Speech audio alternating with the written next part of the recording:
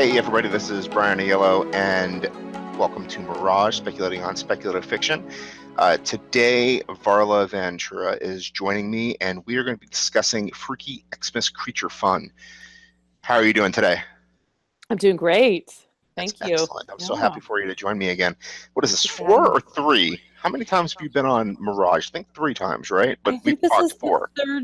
I think this is the third time. Well, we did. It could be actually. This is the fourth time. Yeah, we've had 4 conversations. The first one was on Origin, and then We had Mirage. Origin, and then we did the 2 Mirage, and then we're just gonna keep it going. It's awesome. They're one of Yeah, my thank you for favorites, having me actually. so many times. We always have such interesting conversations, and for anyone listening, the conversations often continue once Brian stops recording. So there's all kinds of behind the scenes excitement that I'm not stopping today. We're just going to privy keep to. going. So how is your podcast going or coming along? Are you still working the 50 Yeah, states? I'm still working on it. We're going state by state. I've actually had some.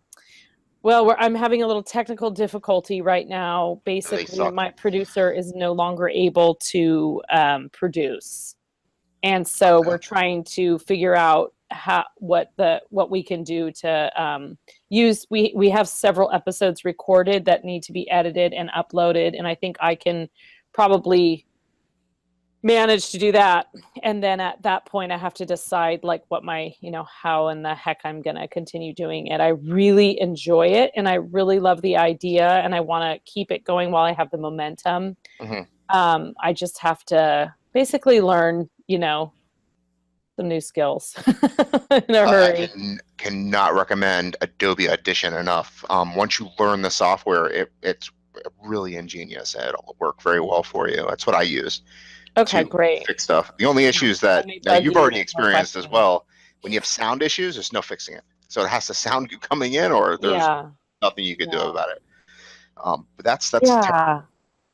Yeah, it's a shame, and but I mean it's gonna continue, and it's really circumstances beyond our control. It's not something either of us had anticipated, and we're just trying to make the best of it and keep going. And he's a wonderful man, and he's got the whole thing up and running, and I just I want it to keep working out, and you just sometimes you just can't control things even though you try. yeah. There's things that happen. So Well, if you have any yeah, questions, let me know. It's not like I'm an I'm expert. sure I will be bugging you. Yeah. So, what do you have for us today in terms of freaky Christmas creature fun? Right. So here we are in December, and I always like to talk about some of the weird little creatures that exist around this time of year, different traditions, and kind of off the radar, sort of, I don't know, magical creatures, cryptids, kind of little beings and things that appear throughout folklore and literature from, I would say, probably the early 1600s through like the Victorian era. They were recorded the most, but as with all folklore, they go back further, and continue still to today. And there are some that I think we're all a little bit more familiar with, and others that you might not have heard of, and they are all, some of them are quite terrifying. So I thought I'd try and get a little scare in the spirit of Christmas Yeah, going. that's fantastic. I can't wait. I mean, that is definitely your speciality, and you are oh man, I think I might have messed this up earlier. You're a cryptozoologist, right? Or no? I don't actually really associate myself. I mean, a lot of people would put me in that category, or some of the things I write about as cryptids, but I tend to think of myself more as like a folklorist, and maybe a magical creature enthusiast. But I'm not going to split hairs if someone talks about cryptids. I feel like they do all kind of fit in the same umbrella as what I might call magical creatures. Cryptids tend to be sort of things that people think are still I don't know, they're still hunting. And I'm also interested in sort of ancient creatures that maybe don't exist anymore, or that kind of straddle that place between reality and not as if they existed at one time. And some of the fairies do fit into that. But a lot of people who research cryptids, and this is going to sound completely ridiculous, but like a lot of people who are really into cryptids are like into Bigfoot and Yeah, I was gonna Dog say Yeti. Man Yeti was one and of the the ones that Yeti, popped in my and mind. they laugh at those of us who speak of mermaids and fairies. So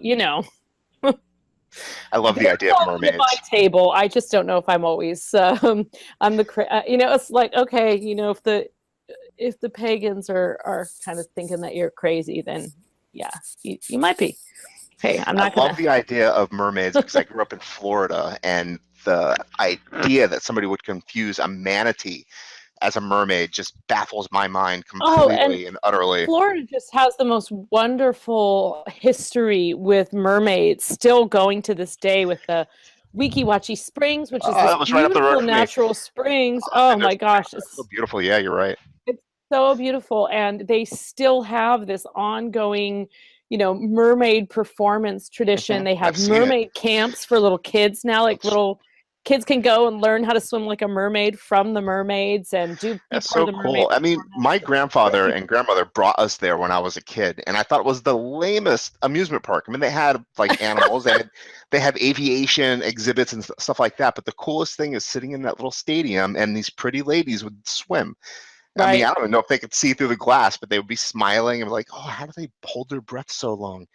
And then swim to the surface. I mean, it I was know. the Well, it's experience this of that day. whole there's this whole sort of subculture of training to become a professional mermaid and a sort of a performance mermaid. And yeah, I mean, it involves incredible skill in terms of just fitness and being able to hold your breath and being able to do these flips and swim basically with your legs together the whole time because they're inside a fin, and smile. There's I know in like LA there's a couple of classes that there's like mermaiding 101 where you just kind of learn the basics, and Uh-huh. then there's like 201 where that's where you learn to smile and to do the kind of do your hair and your makeup and be actually a professional mermaid and get hired at parties. Smile. And If anybody who's ever swam laps, you realize that smiling is one of the most difficult things you could do in a pool. And they're smile doing through the something pain, crazy just physically. smile through the pain. Yeah. Yeah, exactly. I mean, they're holding their breath for a long Yeah. time. They're not getting oxygen. It's pretty incredible if you think about it. Is there any chance that mermaids are one of the Christmas creatures that you wanted to talk about today? Not so much, but it's a perfectly decent segue. I mean, they are kind of like unusual creatures. And um I mean, I think mermaids actually fall kind of, believe it or not, they fall in the category of fairies, at least by Irish definition. They are considered part of the sort of um magical creatures that live within the kingdom of fairies. So when we talk about fairy, we're not talking about winged creatures that are flitting about. We're talking about things that are a little more a little more diverse than that. It could be something that lives in the water. It could be something that lives in the woods. It could walk. It could run. It could fly, but it doesn't necessarily look like Tinkerbell, I guess, is kind of our go-to like Yeah. pixie fairy image. But yeah, tonight we want to talk a little bit about, well, one thing that we should start off with is just kind of talking about the the beliefs about magic around Christmas time.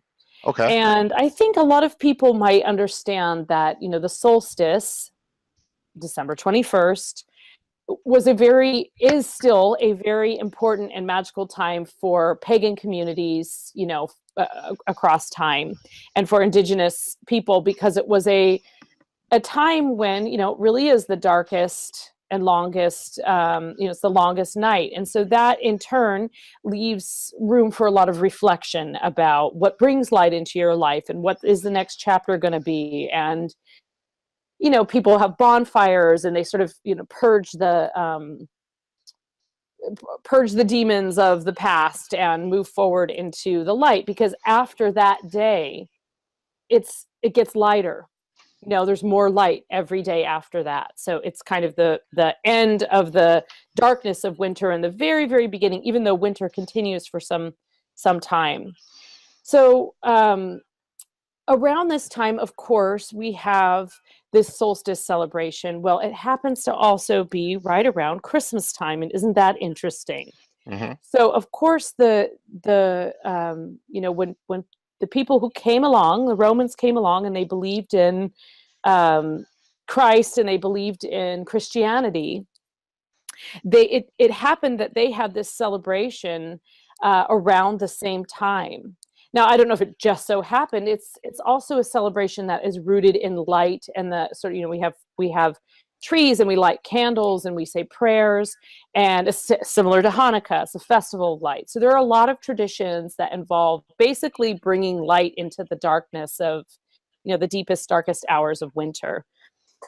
So it's not surprising that as cultures merged, we had sort of an overlap of some very sort of old world traditions and some newer, I use that in loose terms, but some of the ideas, the concepts in Christianity of like resurrection and things of this nature, and the idea that, this was the time that, the wise men followed the star.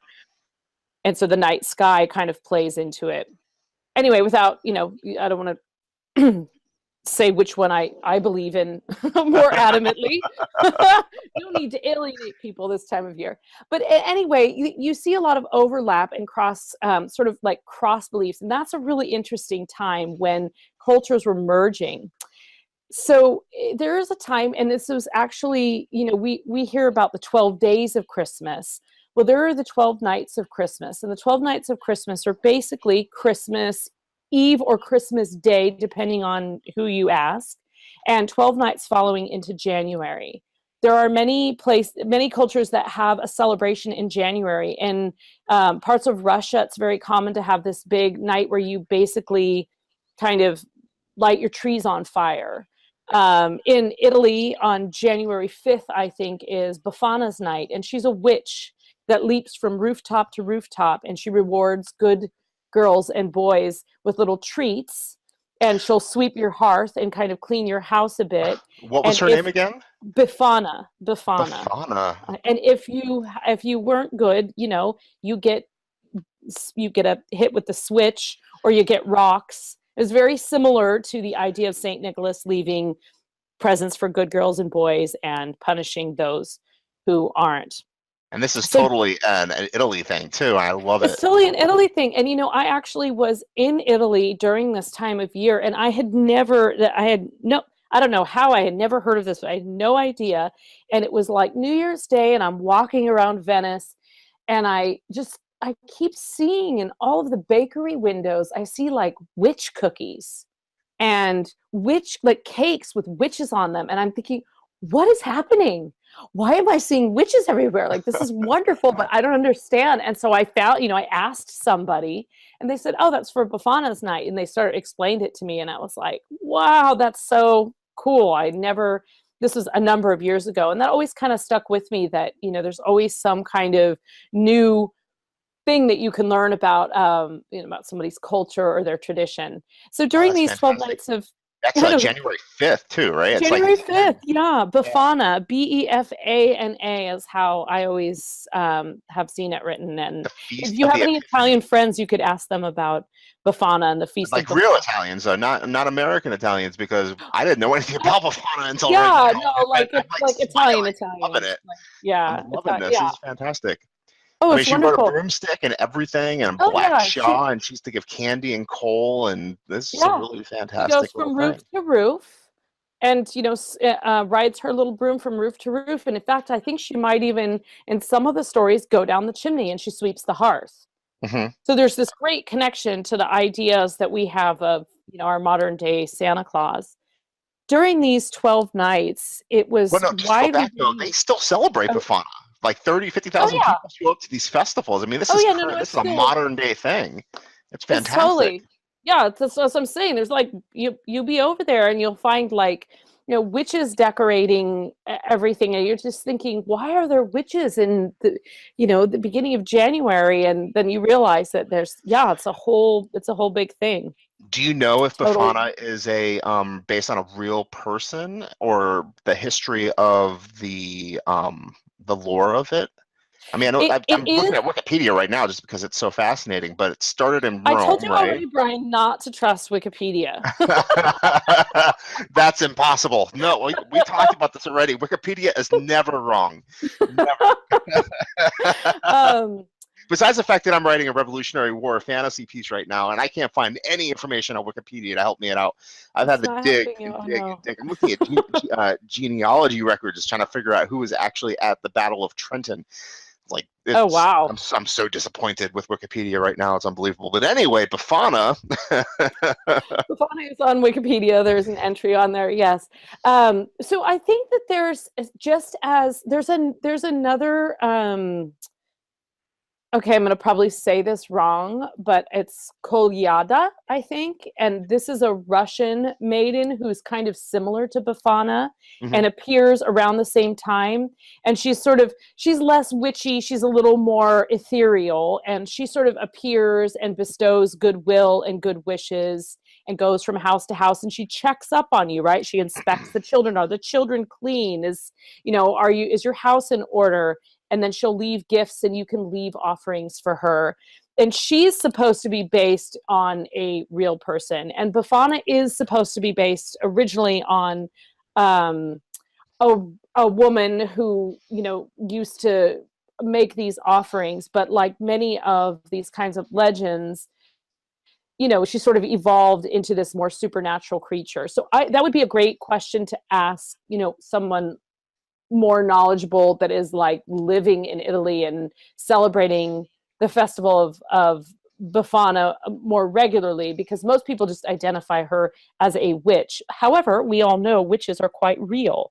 So if anything, just as Saint Nick and Saint Nicholas, Santa Claus, has a lot of origins in a real person who was supposed to, be this very kindly man who gave gifts at a time when everybody was really poor off and really needed hope.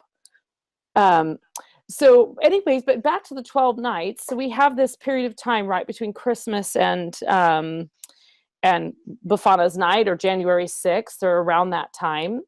And during this time, there's thought to have been not only so we talk a lot about the magic of Christmas, but we don't always realize it's the magic of Christmas. Like there Mhm. were a lot of superstitions and beliefs around this period of time. For example, you ought not to walk out after midnight on Christmas Eve, because if you did, you might hear animals speaking, and you may not be able you may not like what you hear.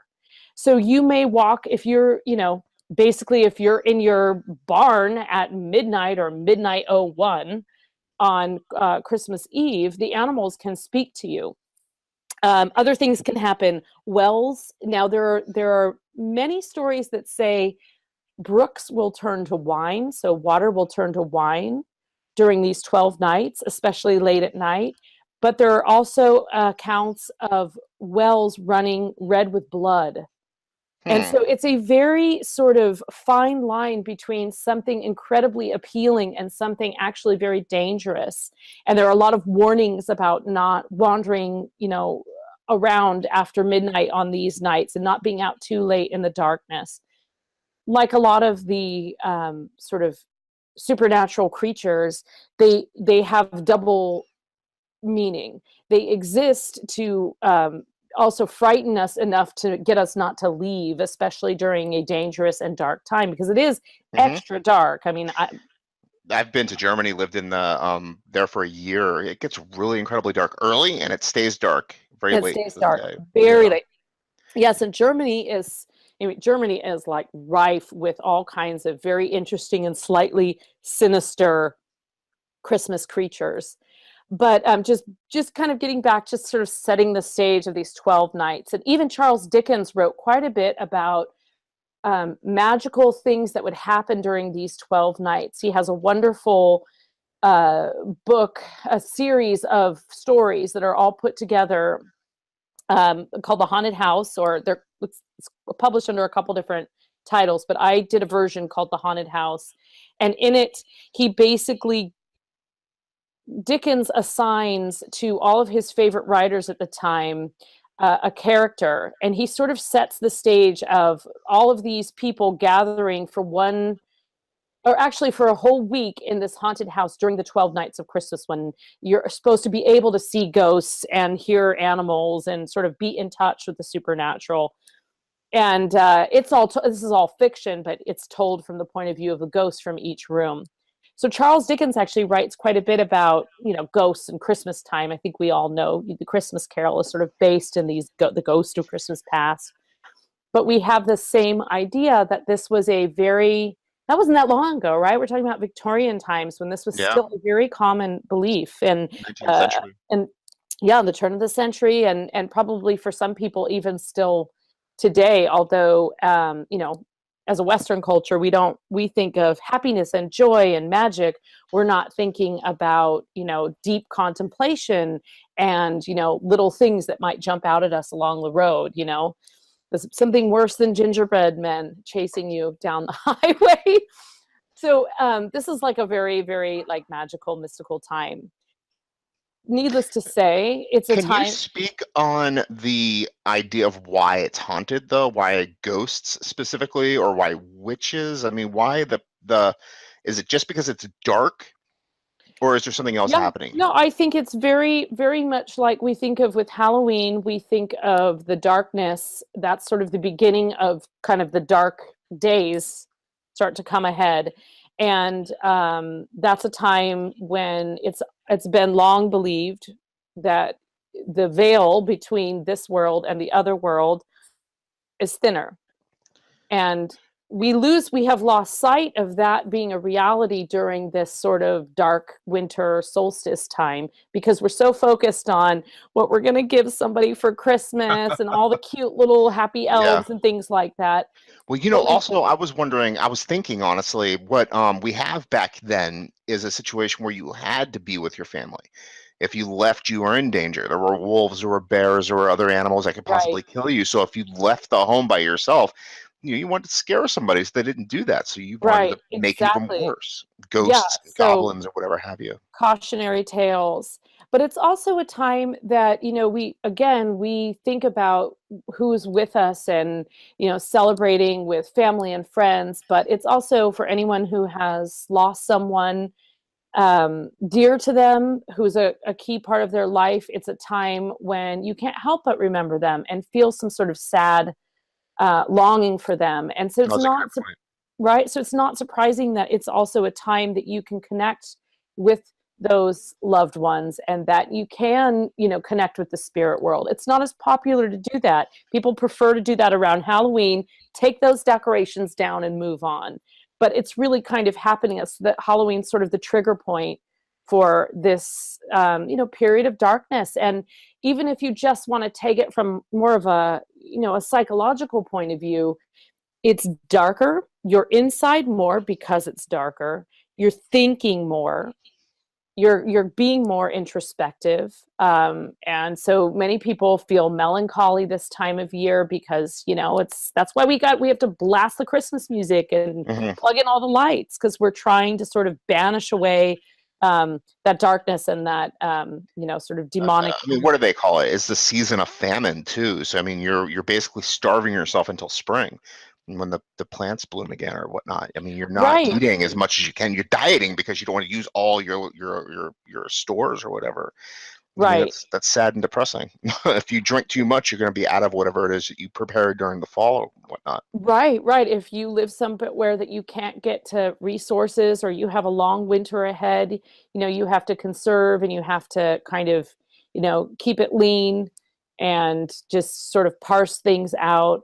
And I think it's just a time that we don't always, I'm not trying to bring everyone down saying don't go out there and party and enjoy your times, but I do think there's sort of a natural kind of longing for a little more deeper understanding. And that is why, we talk so much about compassion and, kind of humanity at Christmas time, because I think that, you know, we're kind of thinking, we're thinking inside without even knowing it.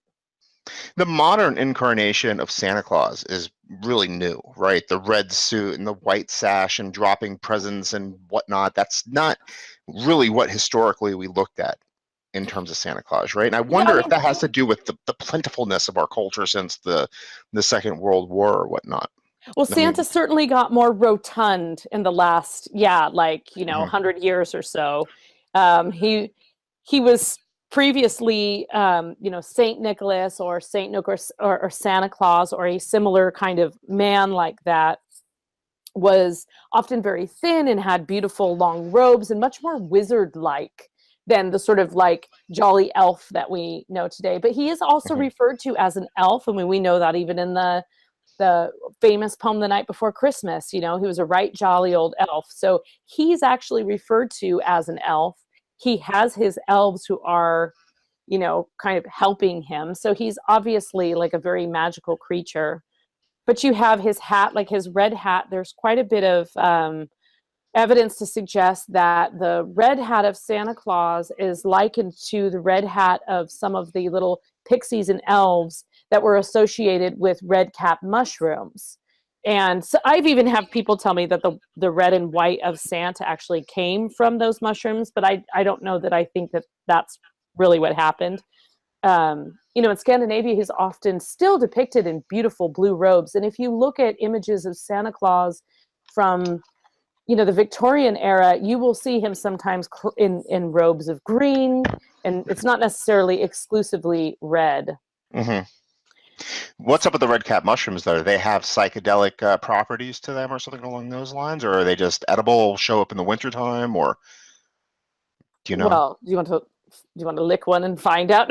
Yeah, they're you know, those traditional toadstools that you see kind of like Smurfs dancing under. Those are poisonous.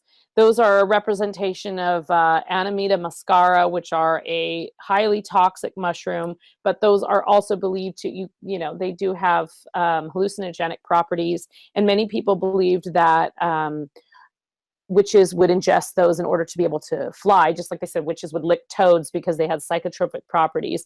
More likely, the people who thought they saw the witches fly were the ones who were licking the toads. But, you know, that's for another show. That's for, you know, in defense of witches. The drug-induced in defense of witches podcast. Yeah.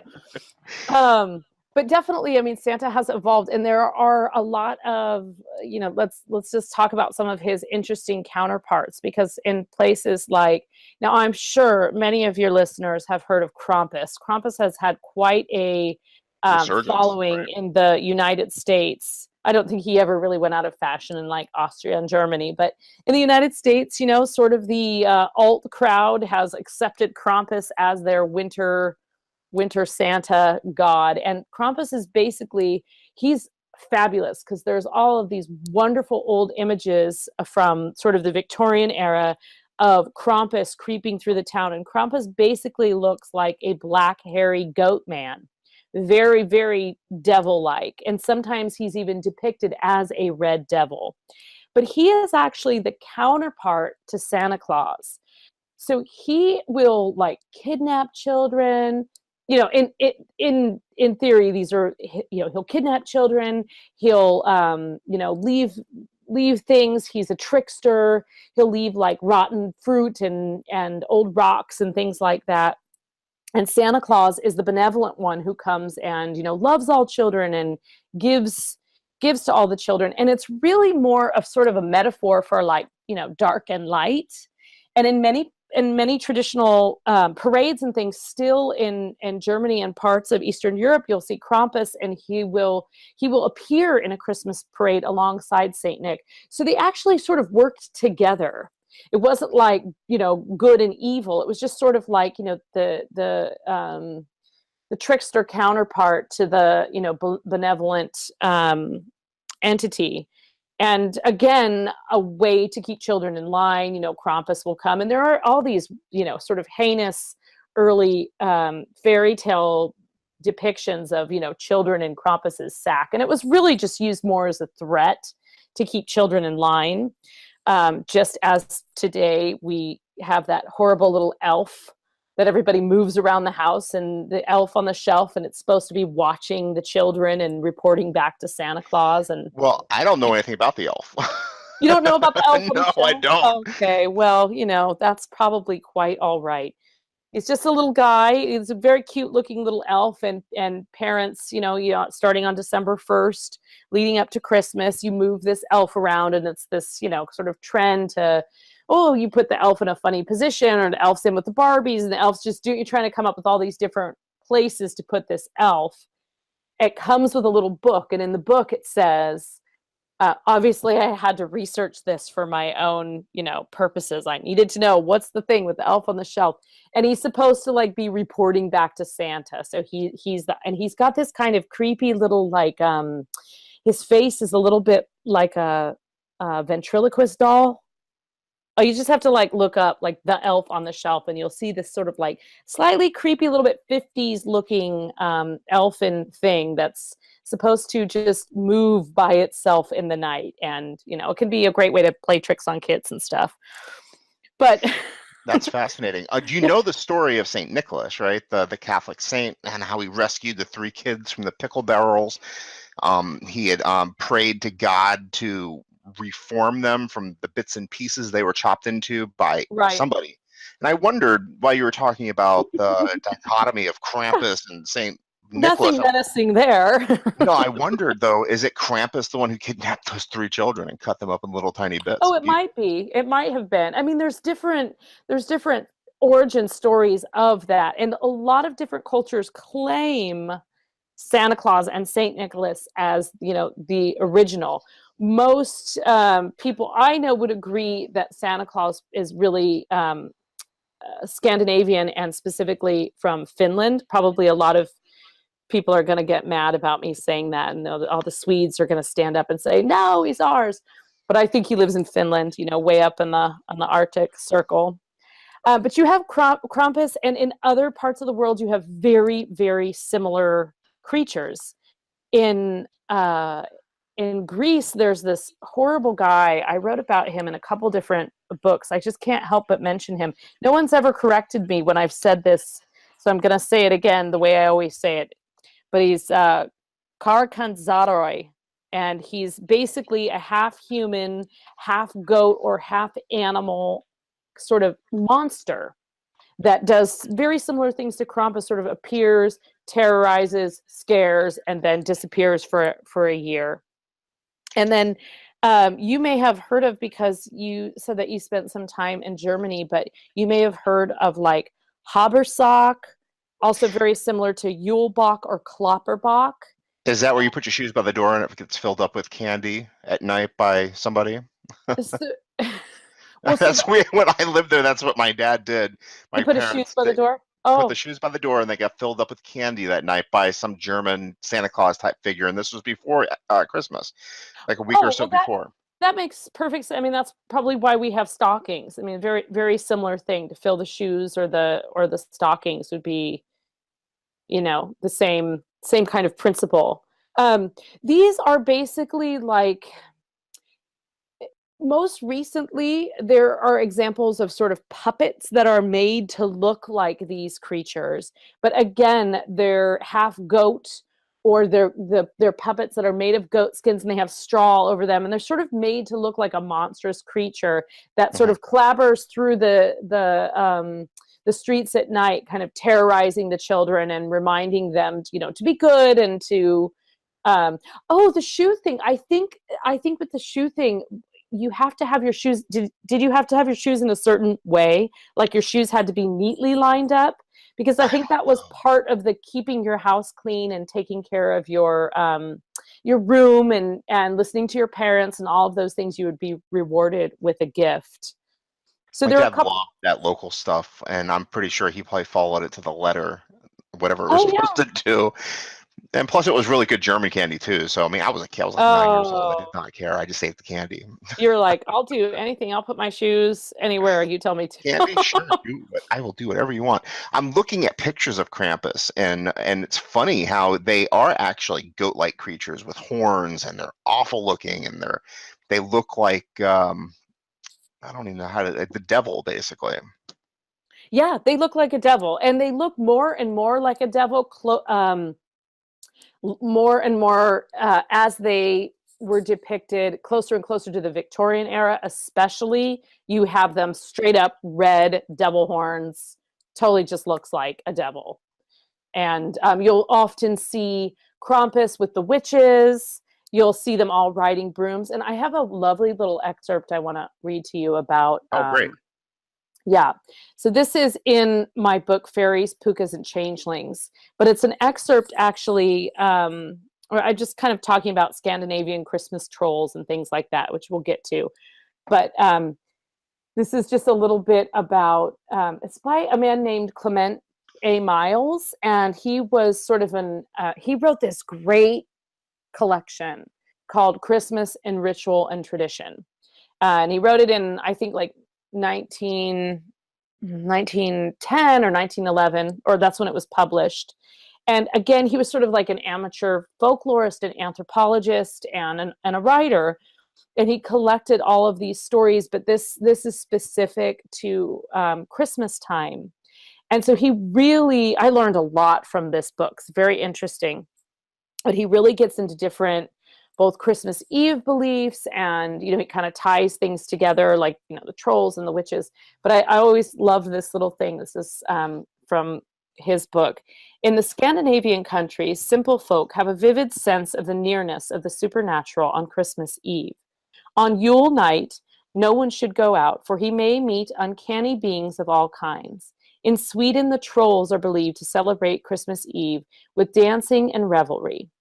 On the heaths, witches and little trolls ride, one on a wolf, another on a broom or a shovel, to their assemblies, where they dance under their stones.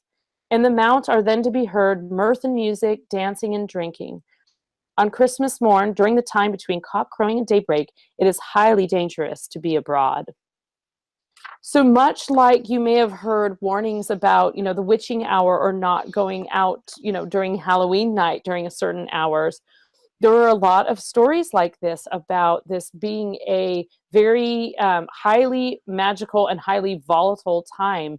And you might hear some sort of enticing party. And again, here are the fairies again, sort of trying to trick you into their world where they're going to be, having this wonderful time, and it's revelry, but you may be like, you can't drink things that fairies and trolls offer you. It can age you very rapidly. It can make you lose years off of your life and years of time. So there's a lot of things that you're not supposed to do when you encounter these kind of little beings. Take what they offer. And it might be tempting. So, I mean, that's interesting how you're getting things from an elf, a spiritual being that's coming into your home, invading your space and giving you them anyway, right? And taking from you the cookies and milk and stuff with Santa Claus. Exactly. Okay, so in contrast to that of them offering you something, in order to keep them happy and satiated, you will leave them an offering. And I think we probably talked a little bit about like this in a previous conversation about people leaving offerings for little house elves and things like that will help you. But you have to leave them something. You have to leave them, basically cookies and milk. You have to leave them cakes and wine or fine milk, and sort of making that offering. And that's you see that in all religions. You see that in Christianity, of course, as well. You see the offering that you must make. And so, it's very interesting because, you also would like leave a little something out for these trolls, just as you now leave out something for this magical elf named Santa Claus, who comes and nibbles the cookies. And then, you're supposed to fortify him on the way. It's like it's this whole game of telephone. Remember that game where you whispered something to your neighbor and the person whispers it to the person next to them, and by the time it makes it back around to you, it's been warped into this Yeah. Oh, totally wrong thing. I And actually love I love that's a great way of thinking of it, because it is like, I'm going to tell you this story and you're going to retell this story, and then my you're going to children and my retell this children are story. gonna, yeah. And And it's gonna be now the same. I hundreds mean, of years have gone by, and then mhm. somebody wrote it down and they superimposed their own ideas and their own religion into it, and someone else took that and they created something else. So these things have all evolved, but they do all have very similar threads to, there's always some kind of fire element. It might be the Yule log, it might be the candle, it might be the Christmas light, it might be a bonfire, but there's always some kind of light and fire element. And then there's almost always some kind of offering, often wine or milk, which was of course considered just as fine as wine at a time when, middle of winter, if you can get a nice steaming cup of milk from your cow, I mean, that's as good as a fine wine, right? Mhm. Some kind of offering that you would make. And then yeah, on not quite as common, but still a common thread, is a time of sort of remembering and introspection, and sort of um, thinking about the dead, which is not something that always comes to mind when you're thinking of Christmas traditions. But there certainly are a lot of places, especially in the Scandinavian countries, that used to even do something sort of like a dumb supper, where you would leave a plate out for your. I don't know if you are familiar with a dumb supper. Mm-mm. A dumb supper is something that you would do, or a silent dinner. It's something that is still practiced today around Halloween time, where you'll lay out a whole meal, but you put a plate for a person that, a dead person that you're inviting their ghost to your table, basically, and you serve them. And it's often, the reason it's called dumb or silent is because you don't speak, you just sort of commune with this, ghostly being. And it's it can be a way to sort of like connect with that spirit world, but I think it's also can be a very healing and very ritualistic thing, much like the offerings on Dia de los Muertos, of honoring the dead, and leaving their favorite food on an altar and their picture, and all of these things that are important to help remember and to make sure that their passage is safe, and that they're looked after in the afterlife. Some cultures, especially in Scandinavia, would do this, or would make sort of a ritual remembrance or an altar to loved ones, much like that. But they would do that around the solstice time or around Christmas time, and probably still do. It's fascinating because everything is dead. Everything is dead. The leaves are gone from the trees. It's covered Right. So it makes with snow. sense, Nothing's. right? It's Yeah. like, if you think about doing that at Halloween time, there's, this, at least for most of the US, we've got, all these vibrant colors, and it's sort of Mhm. this like turning time. But it's the winter time, when it's really actually the time of like stillness and death, and all of the plants are, I mean, unless you live in Florida, or parts of California. But I mean, for much of the country, there's so much. And even in California, when I lived in California, there, you could absolutely see the seasons, and you could see the cycles, and you could see the grasses dying back, and all that kind of thing. It becomes frozen. It becomes a time when you don't dig in the earth, but you sort Mhm. of Oh wow, that's another point, right? If somebody dies in the wintertime, you've got to wait until the ground thaws and you can put them Oh down. So yeah. yeah, Oh, that's you're gonna be living with your that dead. happens. Yeah, that's actually, there are places now. I live in Minnesota, and I mean, now we've got like tractors and things like that. But there are places in the United States. I know in the Upper Peninsula of Michigan, there's a lot of snow, and I have relatives from that part of the country, and they have told me that you just can't bury people. So if there's that much snow, you just basically have to Wait. wait. Yeah. Yeah, you just have And to wait.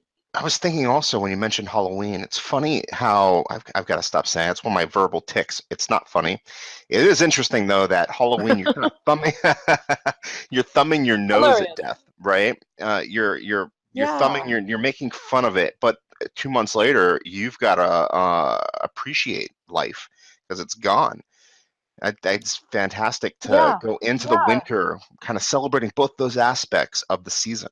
That Yeah, that's very interesting. Yeah, I think that's a good way to look at it too, because you are Halloween is the tricking of, the spirits, and they may not necessarily know who's, I mean, the idea of even dressing up for Halloween is so that you can move among the witches and the goblins, and they won't be able to tell that you're just a regular kid, out to get some candy. Like and they can move freely as well and do their will on that night.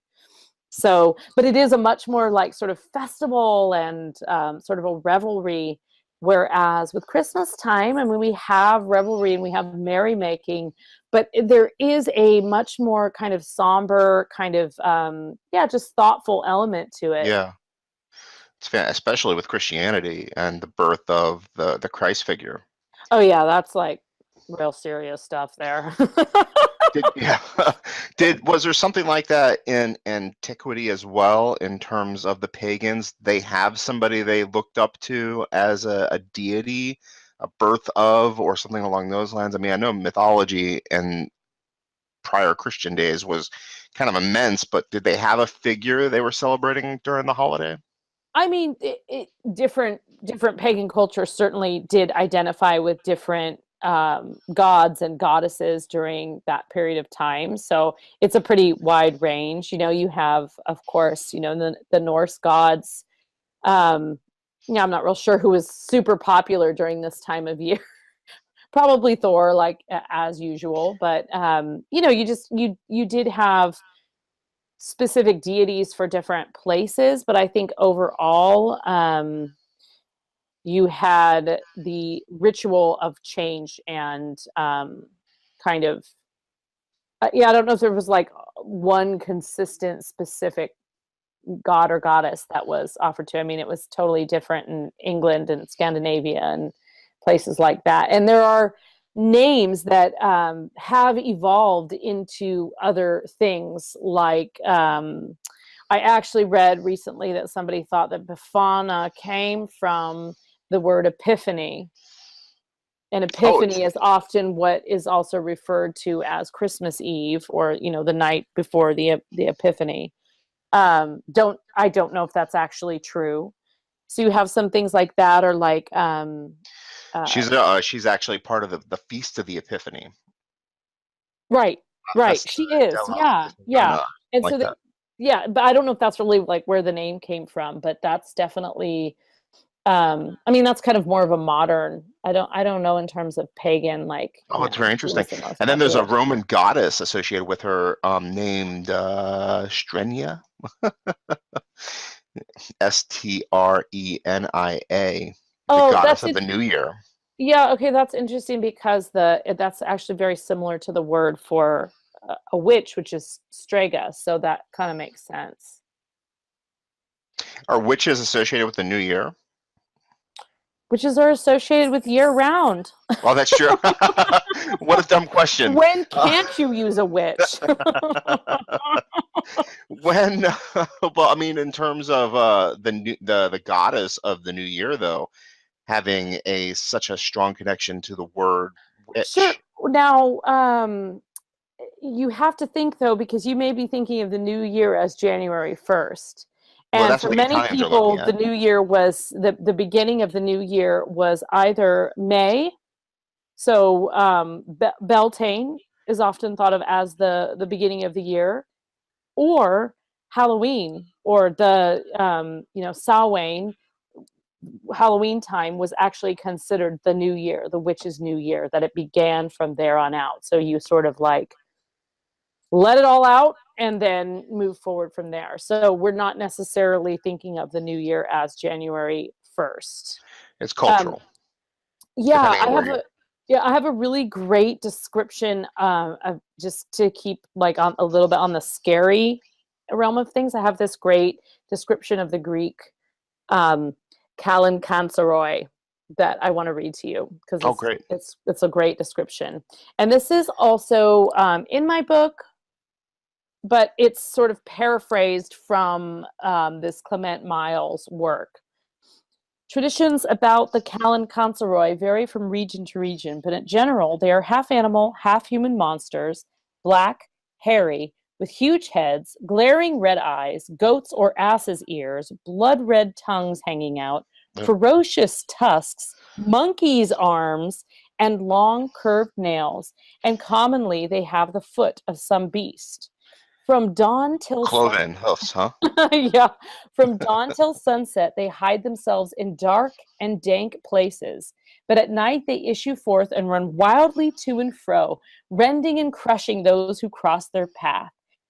Destruction and waste, greed and lust mark their course. When a house is not prepared against their coming, quote, by chimney and door alike, they swarm in and make havoc of the home.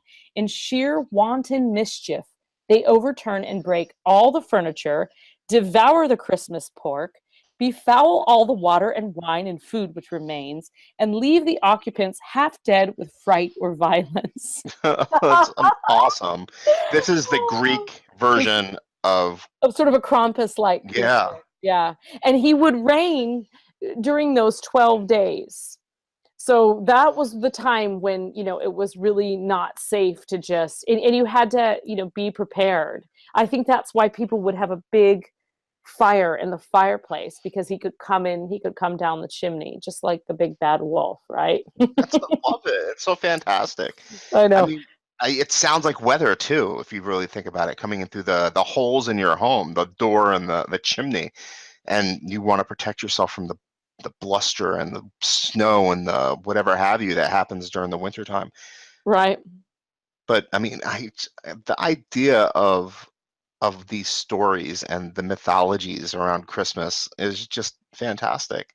Where do elves come in at? I mean, I know you were talking about Krampus being kind of a devilish figure, but Santa Claus being kind of an elf. But I mean, where do elves come in with Christmas? So, I mean, elves come in sort of as the aid to this greater elf, right? This Santa Claus, that he's actually this mythical guy. And so he employs other creatures to help. Now, the elves that we think of as Santa's helpers remind me much more of something along the lines of like a brownie or a house pixie, or even what are referred to as hobgoblins, not to be confused with a regular goblin. And these were domestic creatures. They were believed to live in houses and barns and gardens. And they would help. They would protect you from illness. They would protect your animals from illness. And they would look after the children. Much like a garden gnome looks after your garden. People still today put the gnomes in their garden as a protector. They might not even know it. They think it's just decoration. But these spirits were supposed to kind of guard over, especially if you think about a time when people grew food to live, not just for pretty flowers. You grew it to live. You grew it to survive. So anyway, there are kinds of elves that sort of fit into this domestic category where they can be very helpful. They can help you find lost items. They can create things. In fact, leprechauns make shoes. They are the cobbler of the fairy kingdom. And so I think that elves, being these sort of like little helpers and making toys and things like that, I think that evolved from the idea that elves actually can be very can be helpful in like human households, and that there's kind of this long-standing relationship between elves and goblins and brownies and things that the problem with the fairy kingdom is that what you call a goblin might be a scary like beast that sucks the life out of you, and what someone else calls a goblin, it might be this lovely little kind of guy, more like a little pixie that helps you out in your house. But elves in general, these kind of elves that we think of around Christmas time are just these like lovely little magical guys that as long as you reward them, we don't really hear about. It kind of sounds like Santa just treats them like his slaves, but actually there's this great symbiotic relationship where, they have what they need and you give them an offering and they can kind of, so he's sort of like the head elf, and there's like all these little elves. We don't think of him as an elf necessarily, but I think he really probably started out as an elf and sort of merged into this sort of saintly, wizardly guy. Well, I mean, he But elves started are out as a figure in like the 10th century or something along those lines, where he got sainthood through the Catholic Church, right? And right. now he's Saint associated with Nicholas. elves, and that's the Right. fascinating part. How did that happen? Yeah, Where how did he that turned, happen? yeah. Because probably elves are the ones that like rallied behind him and made sure it happened.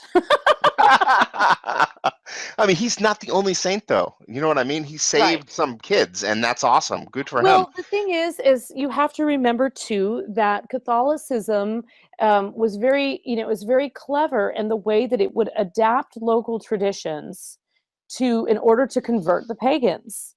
So you would adapt whatever sort of version of, whatever was going on.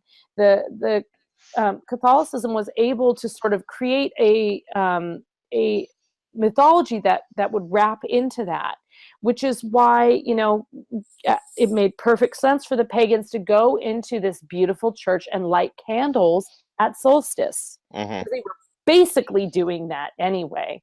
And so I think you have a lot of these sort of traditional ideas that have, and like you said, it's like the game of telephone.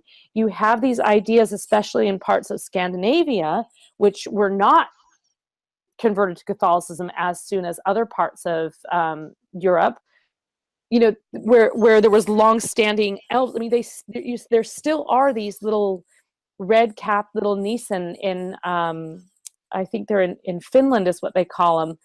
They call them Nissens or Nisi, and they're these little red-capped little sort of dwarf-like guys, but they're real tiny. They're these little wooden creatures, and you put them in your windowsill, and you put them out on your doorstep, and they're supposed to bring you good luck and protect your household. And this is a time when you can do magic like that, and it lasts for months because it's this like nice magical time of year.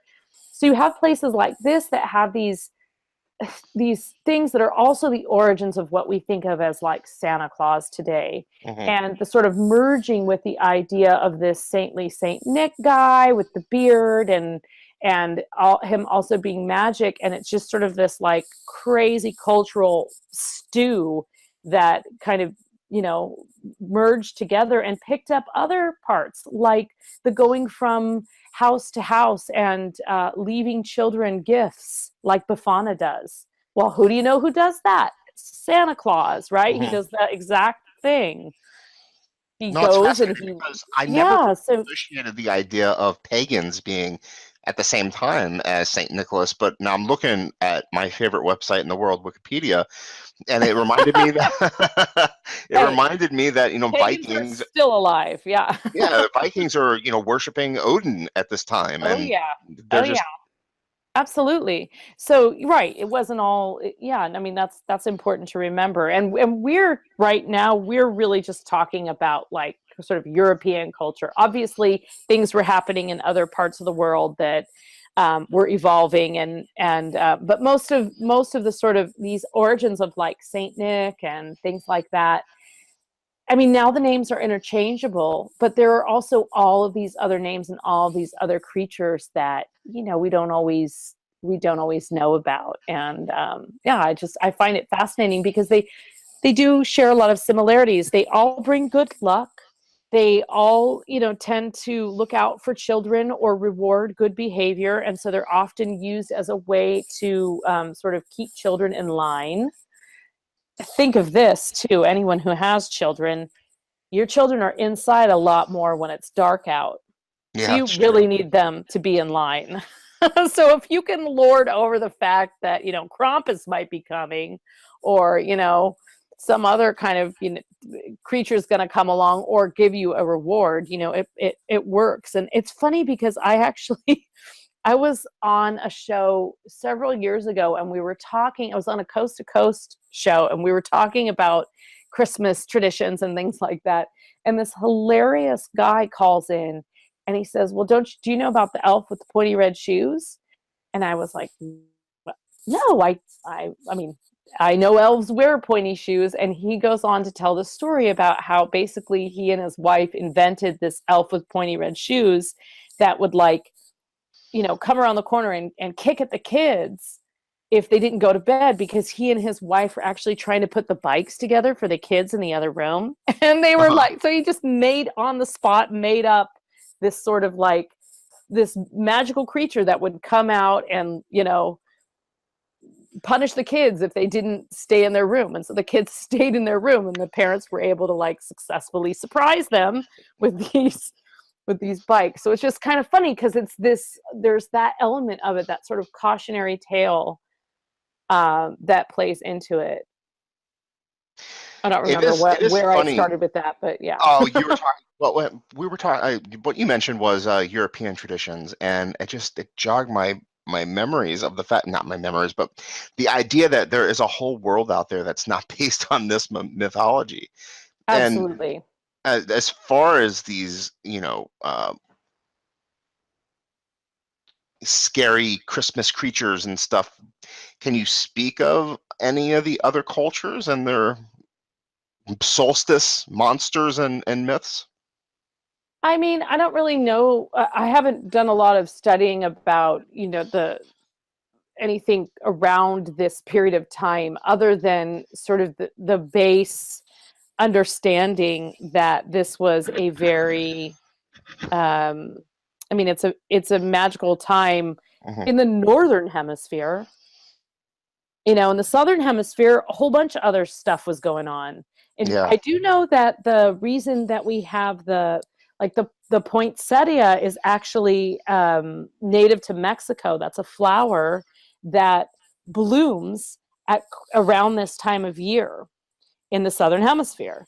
And it became this symbol because it was red at a time when people weren't used to seeing this color. And as Catholicism sort of like reigned over all of Mexico, that became this symbol of the blood of Christ at Christmas time.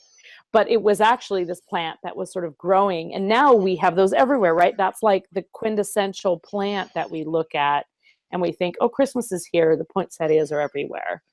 So, and as somebody who grew up in Florida, which is, south-ish, it doesn't really get dark during the winter time. It stays light all the way through the year. I mean, you don't have the kind of same issues that you would have in the northern hemisphere, where the dark and the monstrous animals are out there still as hungry as you are, looking for sustenance. Right. And a weak child or a man who hasn't eaten or a woman who hasn't eaten all winter long is a nice little treat. I guess you have that in Russia too, and not so much the more south you go.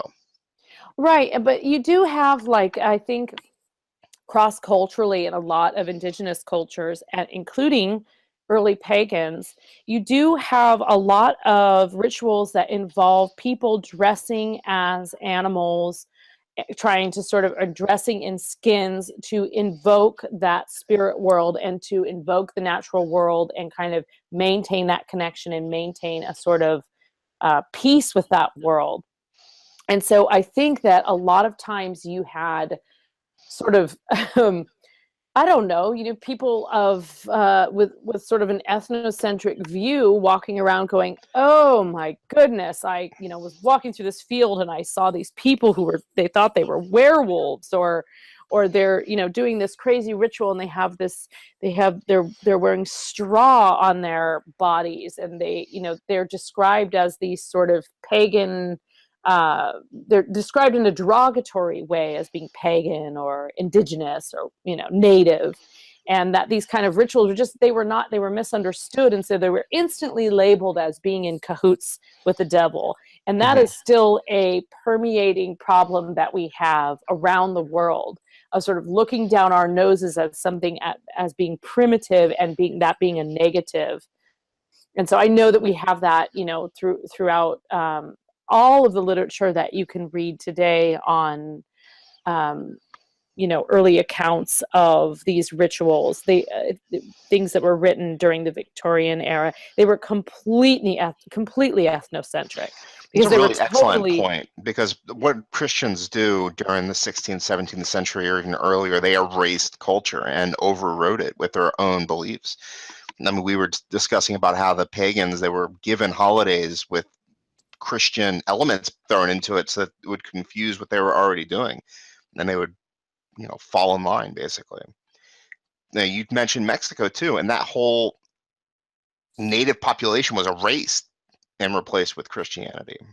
Well, I mean, it was popularly erased, but I mean, it still exists today. And the Mayan culture is not dead. Mayans are still alive, and there's still plenty of people that practice the original ideas, but as a sort of popular perception, yeah, I mean, absolutely, there was just we've done it in the United States. We're just completely wiped out a place and a belief system, and looked at it as if it were wrong because we didn't understand it, or because we immediately associated. When you don't understand something, you fear it, and when you feel insecure because you don't know about it, and so then the easiest thing to do, the easiest route, is to blame, get your scapegoat, who is often the devil. That this is how we had the witch trials. But absolutely, I mean, there's definitely a great attempt to erase or rewrite. And also, we have to keep in mind that we're talking about written word, and in so many cultures, indigenous cultures especially, the oral tradition is so valuable. There isn't a written version because it's meant to be passed on orally. And so when you write something down, you're not writing it in the original language, most likely. And so you're putting footnotes, and you're talking about all of these kinds of things that, and this is absolutely true of the collection of fairies and fairy tales in Ireland. This is also true there, where people were traveling around saying, we better write this down before all the old folk are dead. But it was tinged with this idea that it wasn't true.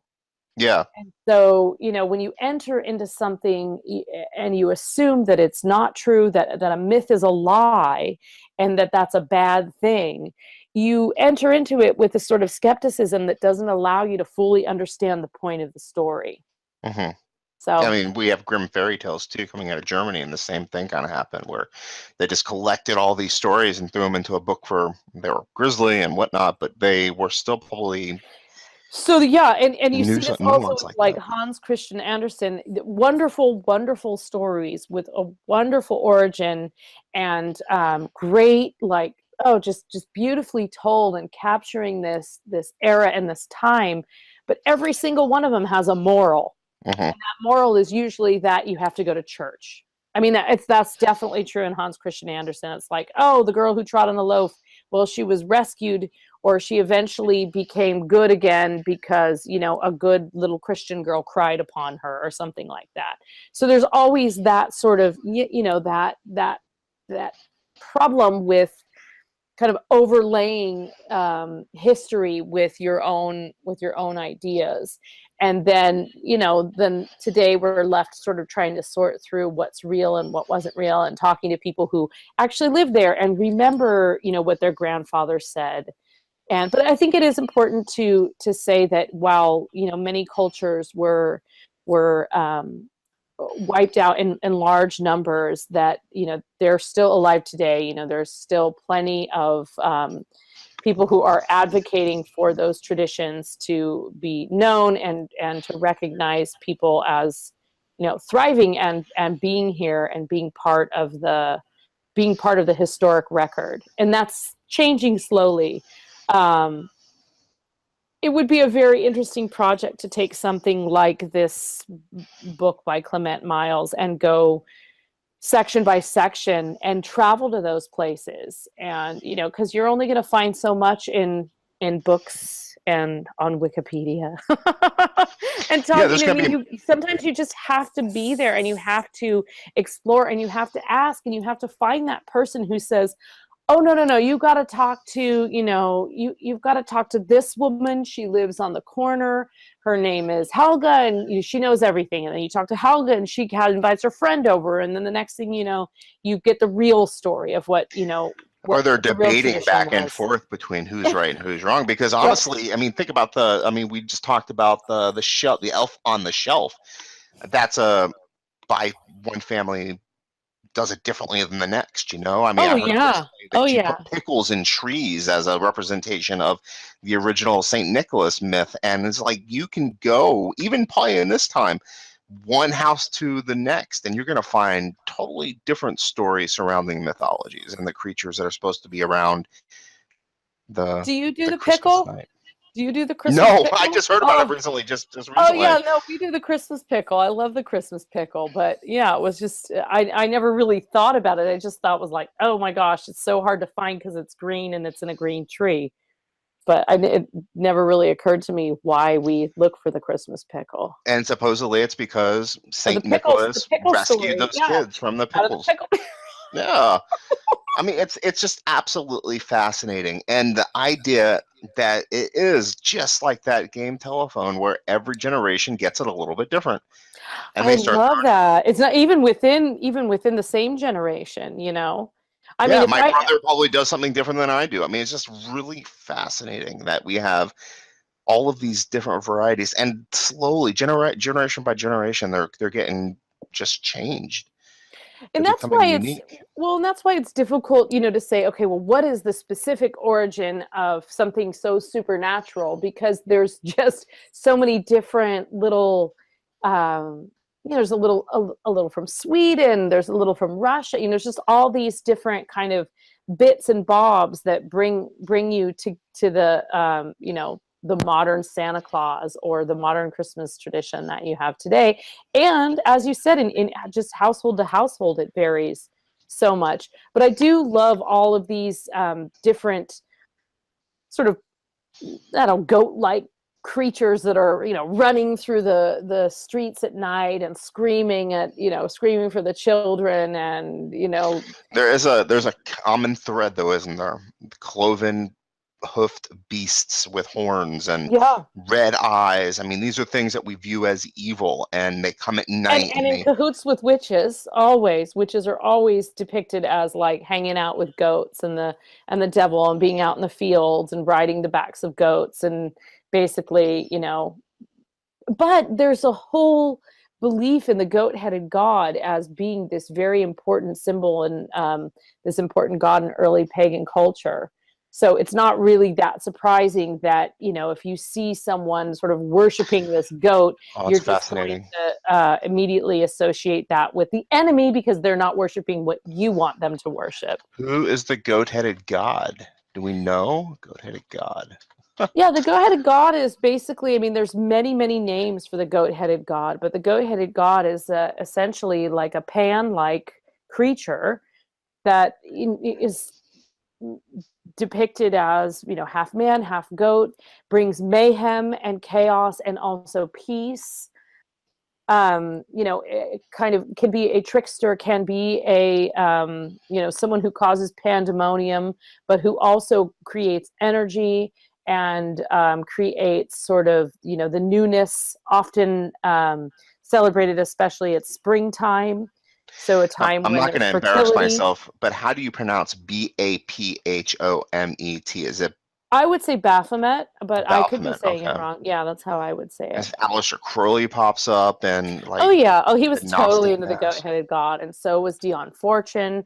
I mean, there's like there's books dedicated to the goat-headed god or the goat-foot god, but they all have their origin in the idea of this sort of, um, you know, half man, half goat being that was able to, usually strong association with fertility and often celebrated heavily during the, you know, during the spring rituals.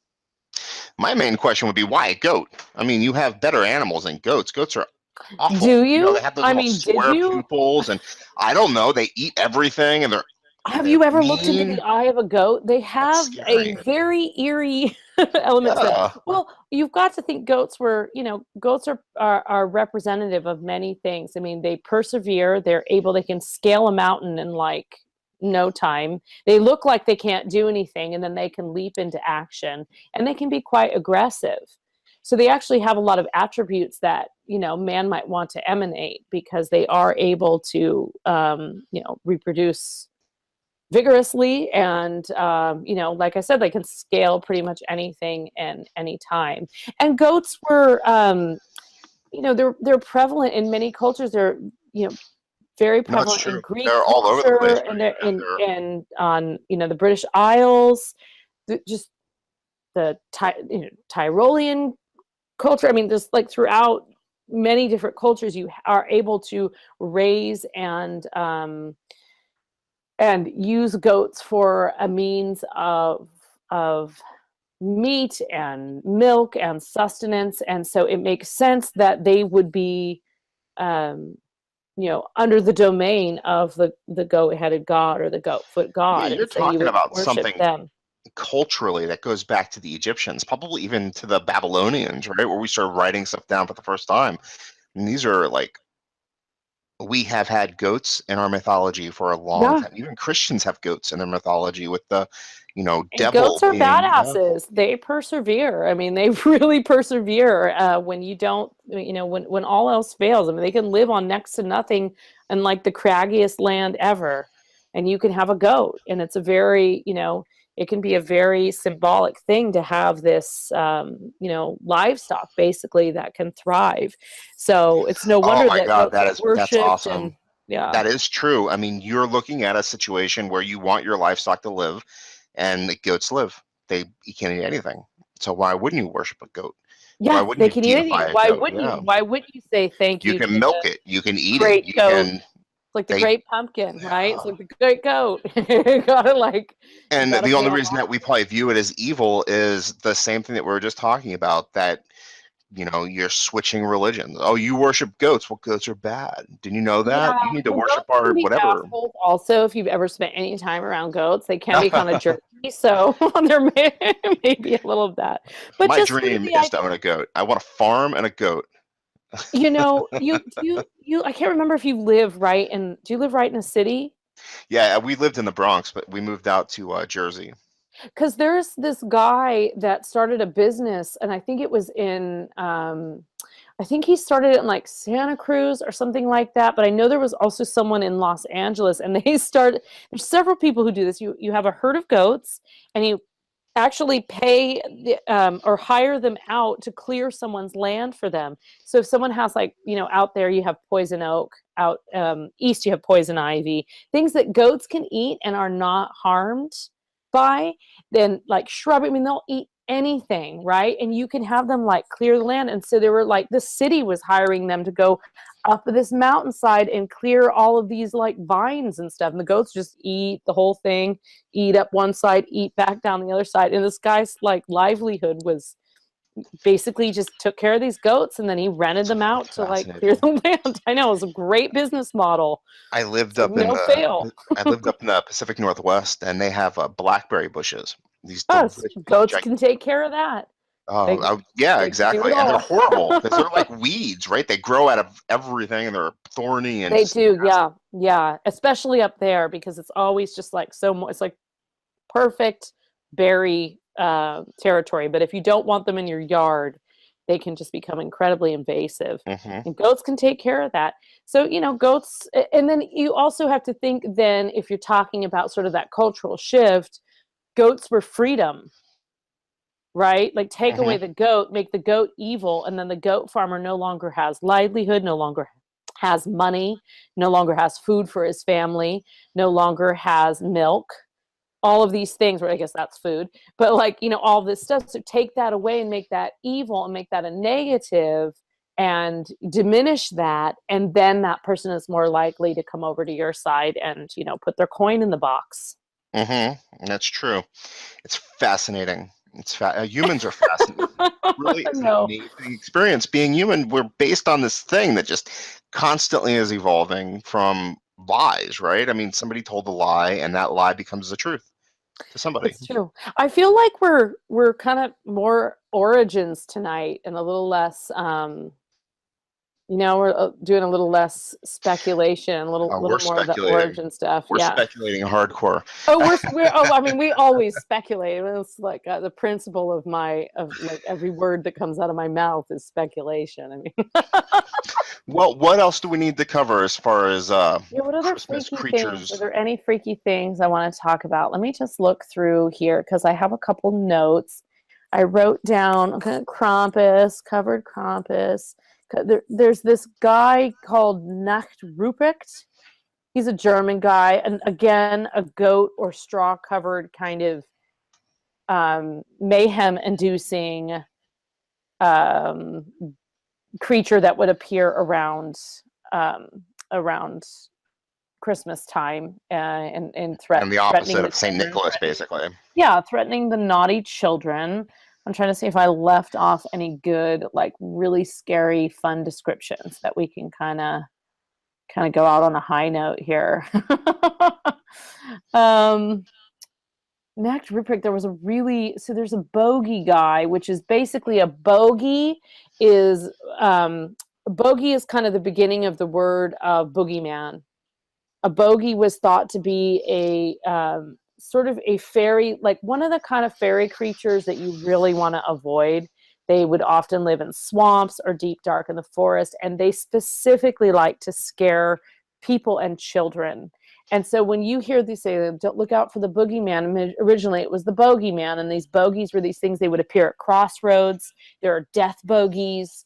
They're kind of these like creepy creatures. And there were a lot of people that used to believe, and this is in parts of Ireland and parts of England and Wales, as well as in Germany, that the bogeys would come out on Christmas Eve and Christmas night. Let's see. Oh, and then just going to like the whole goat thing. Back to goats, just for a minute. And we can't avoid it, can we? They're No, all we over the can't. place. This is so goaty. It's a goaty night. But you have there's the whole idea of like a Christmas goose or a Christmas ham, or this sort of like this ritual dinner that you had. Now keep in mind, we're also talking about rituals before Thanksgiving, because Thanksgiving, wasn't necessarily part of the traditions, and obviously it wasn't a tradition or really even part of the thought process in writing things in the early 1900s in England. They weren't thinking like include the Thanksgiving tradition. We were sort of evolving that tradition over here in the States ourselves. Thank But you, Abraham Lincoln. yeah, right. But you had you have the idea that you would basically sacrifice an animal for this meal, for this ritual meal, whether you called it your Christmas dinner or you called it your solstice or whatever you called it. And, this is a time when you would make this sacrifice and everybody would feast upon it in order to be grateful and to ensure good luck and good prosperity in the new year. It's like you had to give something to get something. And of course, it was believed if you didn't make these sacrifices and you didn't do these things and you were gambling, and you could very well, not have a good crop the next year. There could be illness. So, you're hedging your bets constantly. We're all still doing that today. We're hedging our bets. It's like, might just pop in there and light a candle just in case, or we have like a lot of us have many beliefs going on in our heads at the same time.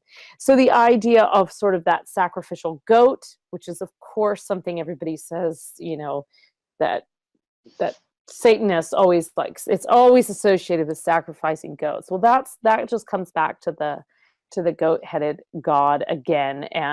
But just the idea that you would sacrifice an animal from your herd at sort of the beginning of the middle, that heart of winter, and you would say, everybody gather around, let's all share of this. This is a time when we're going to celebrate the prosperity and what we have, and we'll have this special meal and hope that everything goes okay later on. I would never think of the solstice as the middle of winter, though. It's the beginning of winter now, in modern day, isn't it?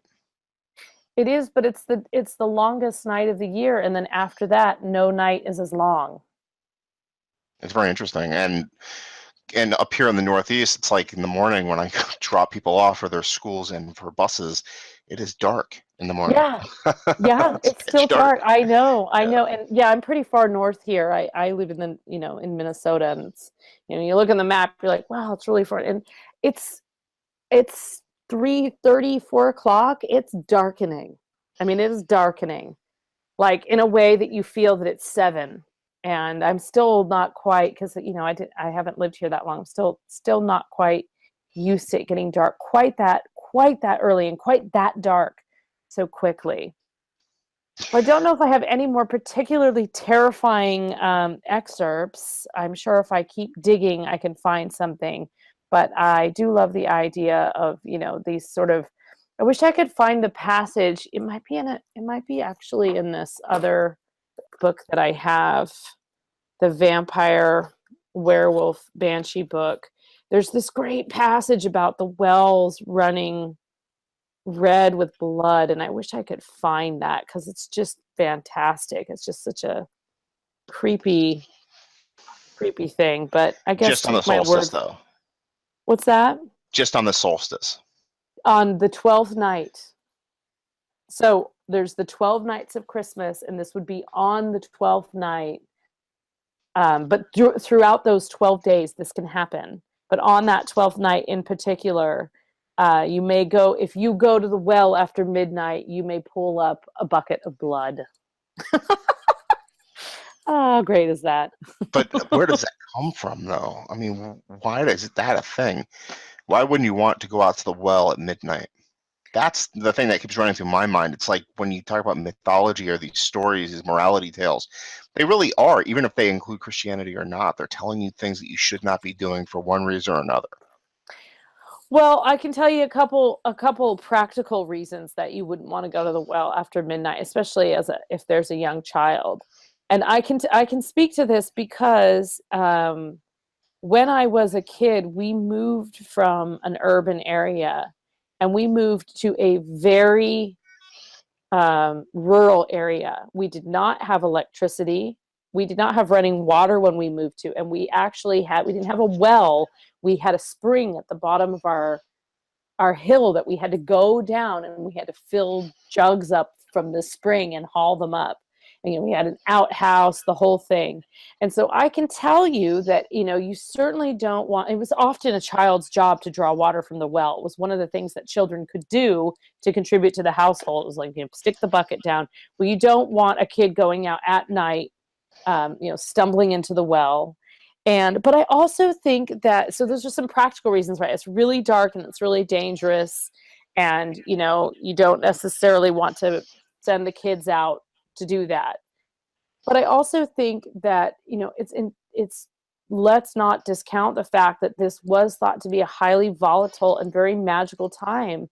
And so it's not always safe to just wander around during those times. Never, right? I mean, you have wolves and bears and all that No, horribleness. you just stay by the hearth, get all your stuff in before dark if you can. And if you have to go out, use certain precautions, and carry a gun or a stick or some kind of That's the point, though, isn't it? It's be prepared for the winter is the gist of it all. Be prepared. Have your food ready. Have your logs ready. Don't be out after dark. You don't Right. want to. How Take a cold does page it from get after dark? right. Take a page from the bunnies or the squirrels, right? Like Yeah. they're tucked in. I mean, we're not talking about a species that just materialized 1,000 years ago or 2,000 years ago. We've been around for hundreds of thousands of years by that point. It's a culture, millions. So we have ideas on how to avoid dying when it's cold out. And these are great ideas. Don't be out after midnight. It's cold then. You'll die. Yeah, and also the witches might get you, trolls might snag you, and I mean, if you really want to hear what your animals think about you, then go ahead, hang out. But most I know what my often, dog is thinking. She's waiting for me to die so she can. have your side of the bed. Well, she tries to think that anyway. She's here during the day. We wake up, I'll go to bed at night, and the blanket's all pulled off on one side, the pillows are on the floor. I just want to know what that dog does up there. Oh man. So fantastic conversation. Do you think that we've done it justice, or at least enough until next year? I think so. I mean, I'm sure we'll think of many other things, and there's all kinds of little tidbits. So I did this book called the Scandinavian Christmas Troll, but it's an ebook, and I'm going to admit something that I probably shouldn't admit, but I don't have an ebook reader. I did this as a project for my publisher. I convinced them to let me gather most of the material and put it into some print form, which we have done over the years, kind of created this series of books. But there's a whole shit ton of books out there that are one-off, like Kindle books, basically. And I have to just go on memory, and also like I have notes from when I wrote them of where I found that information, but I can't actually read what I wrote because I I don't have a way to read them. So Oh, yeah. So if you want to know more about the Scandinavian Christmas troll, you can type it into Amazon and some more would stuff might we come up. just look under your author page on Amazon and we'll be able to find those there? Yeah, they're all there. If you just type in Varla Ventura, they all come up. But if you specifically want to know about the Scandinavian Christmas troll, you can type that in, or type in Varla Ventura troll and see what happens. I don't I don't know what'll happen. And there's a little bit about it in my most recent book, Fairies, Pukas, and Changelings. Okay. I talk about the Scandinavian trolls and things like that, but I also talk about not necessarily just at Christmas time. There's a little passage about Christmas, but there's a ton of stuff in there about all of the different magical creatures and their origins, and beautiful trolls and ugly trolls and Christmas trolls and hobgoblins and all kinds of creepy creatures. And it actually would totally fit in someone's stocking. Shameless self-promotion here, and fits perfect in a stocking. It's a lovely little book. So Perfect. there's a lot of Oh, interesting excellent. stuff in there. Yeah. Shoot me an email with the link so I can put it in the show notes. Okay, I will. I certainly will. And as always, I thoroughly enjoyed this conversation. So fun. You're yeah, exactly. It just makes me think. That's what you do, is you make me think. I love these Well, conversations you make because me think. Yeah, well, I uh, loved your analogy of the telephone, because it is, folklore is basically like, yeah, a written version of the biggest game of telephone will ever play. the saddest thing for me is that we're just constantly changing it, and the original stories are gone. I mean, It's sad, but it's also, isn't that the point, that we have to adapt these things to sort of suit our current state of affairs. And I will tell you that you will find much wisdom for today's political climate in the annals of folklore, and specifically fairy mythology. it's interesting. Yeah. And so are You'll have you. some And comfort. I look forward to doing more speculating on speculative fiction with you going forward. Um, Definitely. I'm sure we'll Thank think you. of something. Yeah, thank you Oh, so yeah. much. Yeah. It's always nice. Yeah. Have a great evening. All right, you too. Take care. Bye-bye.